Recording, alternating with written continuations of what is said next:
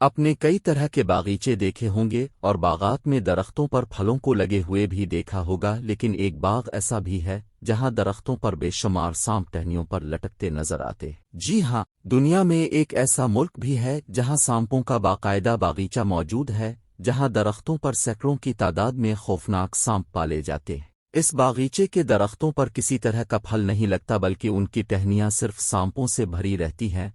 हर डाल पर आपको कई सांप नजर आएंगे। डोंग टीम स्नेक फार्म के नाम से सांपों का ये बागीचा वियतनाम में मौजूद है। मज़कूरा स्नेक फार्म में बाकायदा सांपों की फार्मिंग होती है, बिल्कुल इसी तरह जिस तरह से दीगर खेतों में फल और सब्जियां उगाई जाती हैं, लेकिन यहाँ सांप पाले जाते हैं। इसके अलावा फार्म में अद्वियात के लिए जड़ी बूटियां भी उगाई जाती हैं। इत्तलात के मुताबिक यहाँ पर 400 से ज़ायद अक़साम के जहरीले सांप पाए जाते हैं।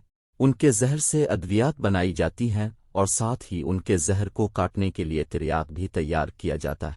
डोंग टीम स्नेक फार्म हर साल लाखों सयाहों को अपनी तरफ मुतवज्जे करता है, जो उनके लिए हैरत की बात है। सोशल मीडिया पर वायरल हो रहे वीडियो को देखकर हर कोई हैरान है। इससे पहले अक्सर लोग ऐसे किसी बाग के बारे में नहीं जानते थे। इसको तहकीक के मकसद से बनाया गया था, लेकिन आज ये एक बहुत बड़ा सियाहती मकाम बन चुका है। 12 हेक्टेयर पर फैले इस फार्म में आपको कई तरह की सहूलियात मिलेंगी।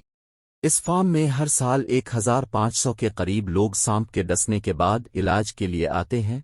एंटीडोज के लिए यहाँ रोज़ाना रिसर्च की जाती है। इस इदारे ने अक्सर सांपों के जहर को काटने की दवा भी तैयार कर ली है।